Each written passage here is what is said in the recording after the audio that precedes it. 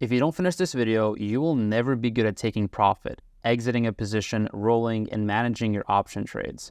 I promise you're going to watch videos out there on YouTube that you think are helping you, but actually aren't. I'm about to deliver you everything that I know about option management, rolling, taking profits, entering, exits, and everything that you need to know to become a lot more profitable in a very simple way with examples. So listen up, this is the full guide to managing spreads that go into the money. Should you close them and when? Covered call management and selling puts. At what strike do we pick? And should we set stop limits? If Tesla, Nvidia, Apple, Amazon, Palantir, or whatever popular stock you're interested in makes a big move, how should you handle it if you have an option position open? These are the most common questions I get from my Discord members and from my one-on-one clients. So I've spent weeks to actually gather this and make this video just for you.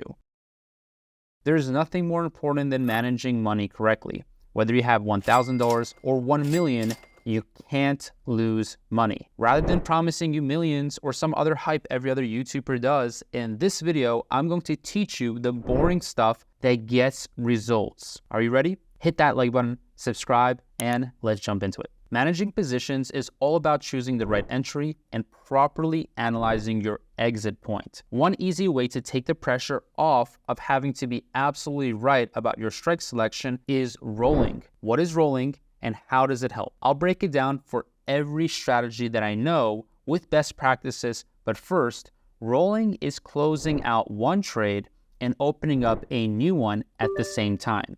This can be done for a net debit or a net credit. There is specific situations I'll cover where you may want to pay a debit to roll an option position. In most cases, I personally roll for net credits as much as possible. So say you sold a $100 put option expiring in August and the current stock price is $108. These numbers and dates are just examples to help you visualize exactly what's happening. We sold the $100 put for $5 in premium.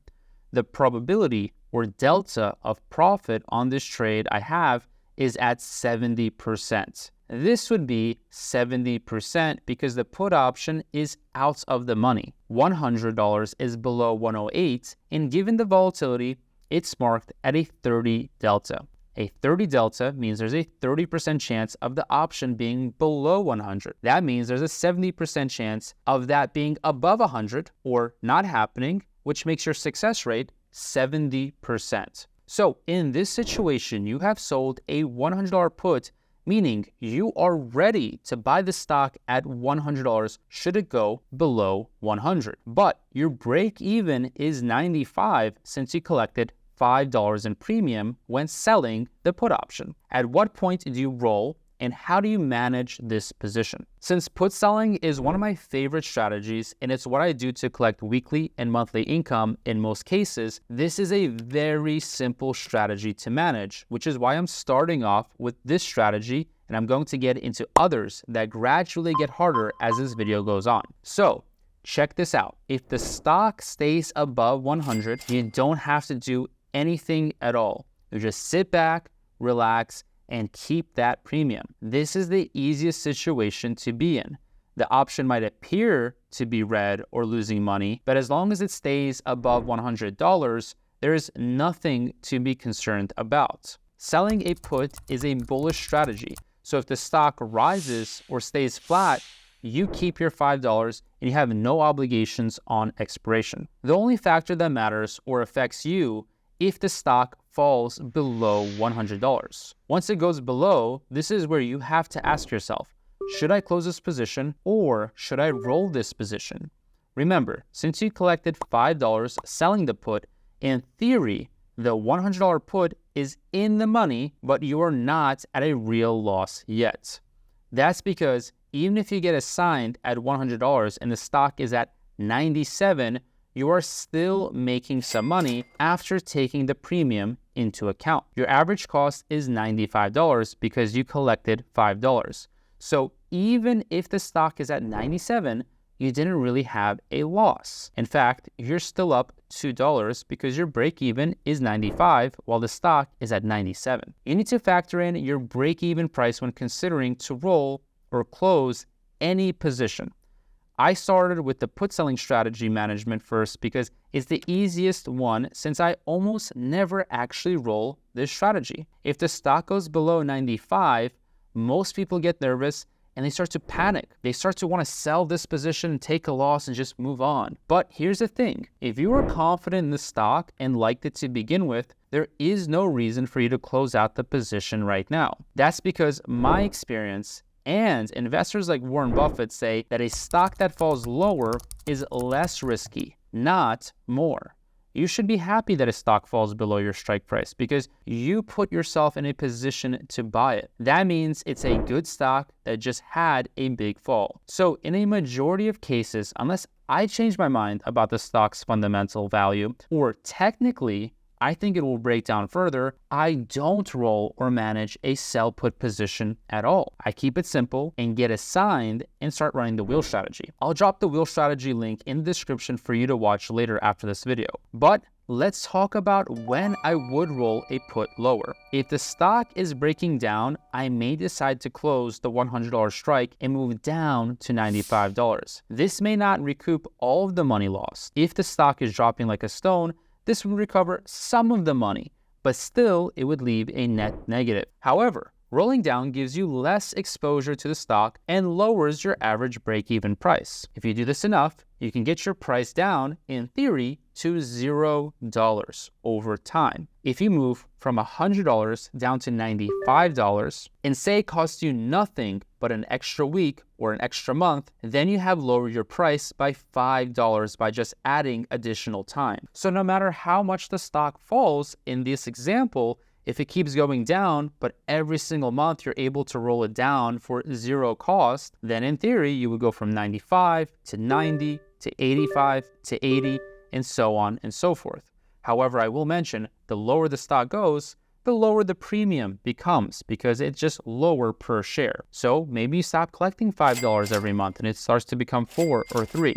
It's still going to average your cost lower and lower as time goes on. Again, making your break-even cost even easier, and eventually when the stock does recover, it's going to be very easy for you to make your money back in the worst case scenario. Or again, you don't have to roll lower. You can just get assigned and wait for a recovery, and while you wait for the recovery, you can sell covered calls. All right, so I want to show you guys two different examples of rolling. The first one is going to be Amazon. So I currently have some Amazon shares. By the way, 51% of you guys are not subscribed yet. So if you want to stay up to date with all my option trading strategies and videos, make sure you hit that subscribe button and hit the bell notification as well. I currently have a covered call, which I am actually losing money on. So let's first talk about a covered call where I'm losing money and how you can recoup and make money out of a losing position. So currently Amazon's at 146 and I am up on the stock. However, I am down on the option. So this option right here is sort of in trouble because the stock is above my option strike price. So if you'll notice,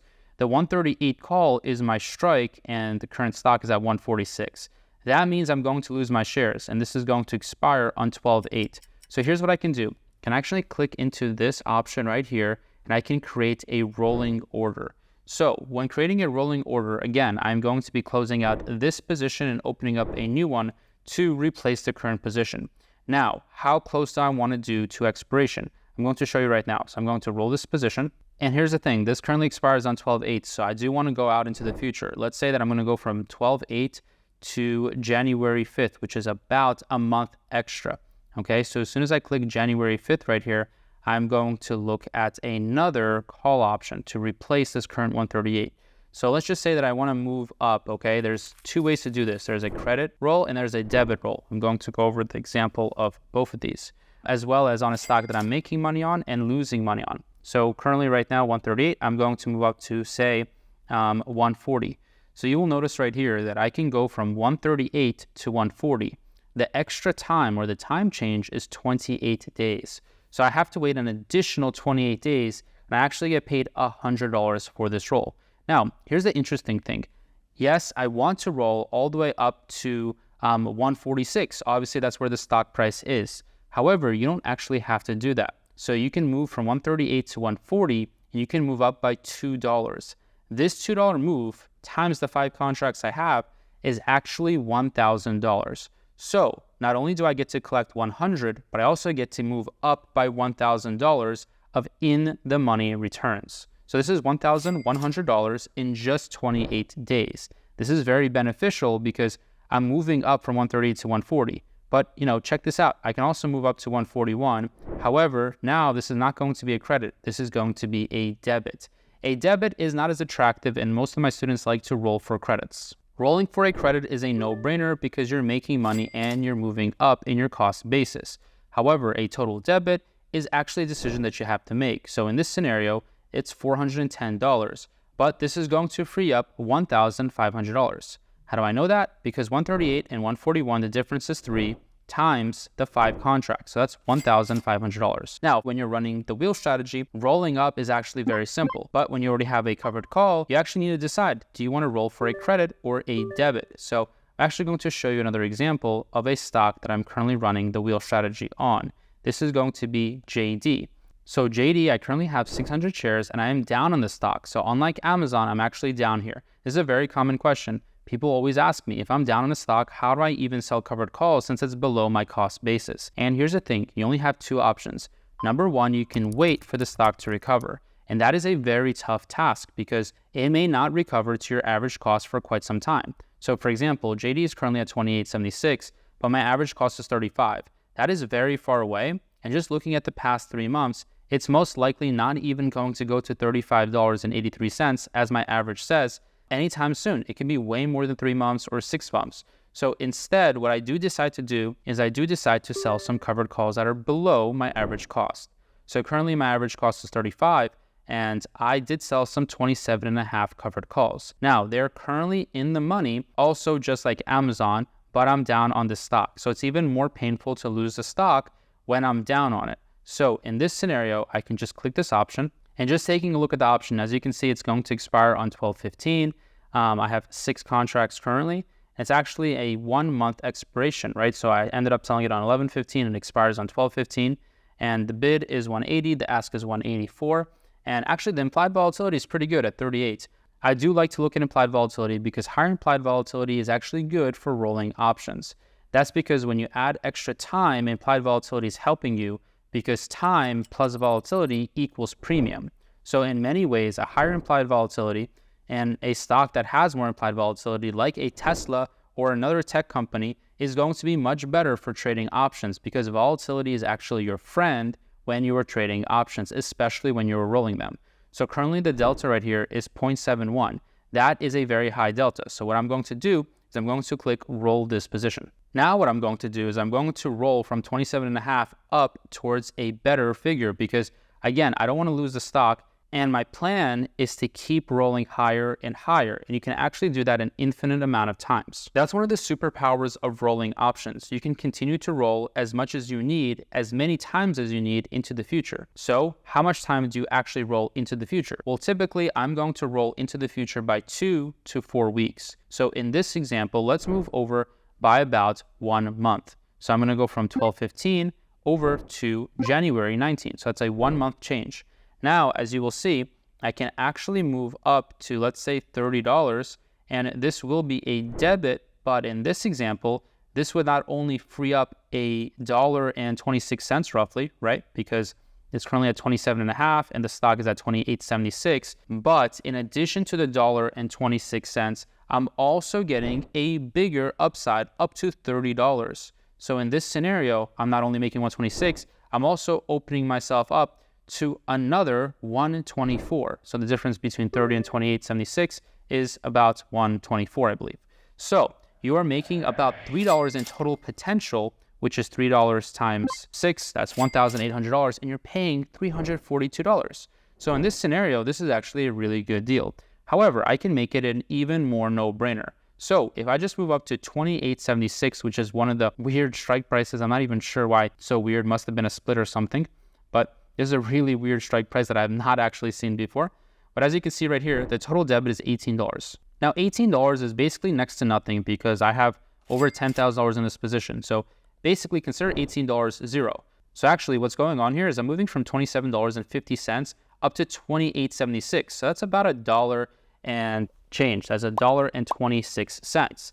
And I'm actually paying nothing for that except for time. The time change is 35 days. And during this 35 days, I essentially am moving up in my cost basis from 27.5 to 28.76. And that's one of the biggest powers of rolling is you can manipulate your strike price. You can actually change your strike price. So if you end up selling a put option or a covered call and it goes into the money, you want to decide if you want to roll actually a few days before expiration. Now, this is a very interesting topic because essentially there is no specific formula, but let me tell you some different scenarios. So if an option goes into the money and there's a whole month left, then that is not really indicative of you needing to roll just yet because you still have a lot of time, and rolling is only really powerful when you are getting closer to expiration. You can do it earlier, but theta really kicks in that last month. So it is better, in my experience, to wait until the last 2 weeks or even the last week, or for me, to be honest, even the last day to roll. So in most cases, you will not get assigned. The risk of assignment is actually really low.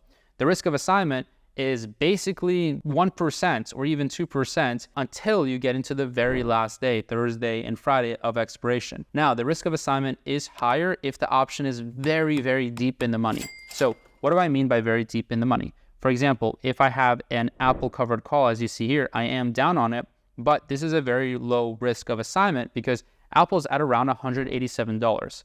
If Apple was at like $250, this would become a high risk of assignment, although there is still roughly 3 weeks until this option expires. The reason for it is nobody's going to exercise an option when they can just sell the option for a bigger profit. So right now, let's just go into Apple. I'm going to show you why assignment risk is low. I'm also going to show you another trick about rolling that will absolutely change your game. Check this out. It's currently in the money by $4.90. You see that? The current price is $189.90 and the strike price is $185. So if you were to exercise this option, you would make about $4.90. However, that is completely silly to do, as you can see that the option is going for $6.63. So why in the world would you exercise? And as you can see in this example, a real life example, you're never going to really get exercise until you get into Thursday or Friday. And that's why I usually decide to roll 1 day before expiration. Now on Thursday, I will decide to roll an option. And typically, again, I'm going to move 2 to 4 weeks out. Now, in terms of strike price selection, right, I'm usually going to move up by as much as makes sense. Now, this is different in every single scenario, which is why I recommend that you check out the first link in the description, which is my Discord community. You can communicate with me, send me pictures, and ask me how to roll and manage any single position. That's really important because rolling really depends on the stock and the market. And right now, looking at Apple, for example, if I'm going to roll this, and I will, by the way, as the expiration date approaches. So let's just say that the expiration day is only a couple days away and currently I'm in the money. Well, what I would actually do in this scenario is I would move from 185 to 190. That is a really simple choice for me because I know that 190 is not that much more than 185. It gets me out of being in the money just barely, and it's also not going to be expensive. So let me just show you how I know that it's not going to be expensive and how I would go about it.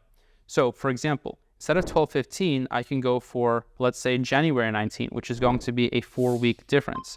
Now, instead of 185, I can go for 190. So in this example, I'm going to be moving up by about $5, or actually exactly $5. And the difference here is only about $1. So I'm moving up by $5, okay? That means I make $5 and I pay $1, or not even $1, it says 0.88. So I'm paying 88 cents to make $5. That is an absolute no-brainer decision to make. Now, the reason why it's so much, $3,000, is because I have so many contracts currently open. But what's really happening here is 88 cents being paid as a debit will turn into $5 in total value. Let me know, would you rather have to sell options and roll every single week or roll every single month? And for another video on rolling, make sure to check out this video on the screen right now.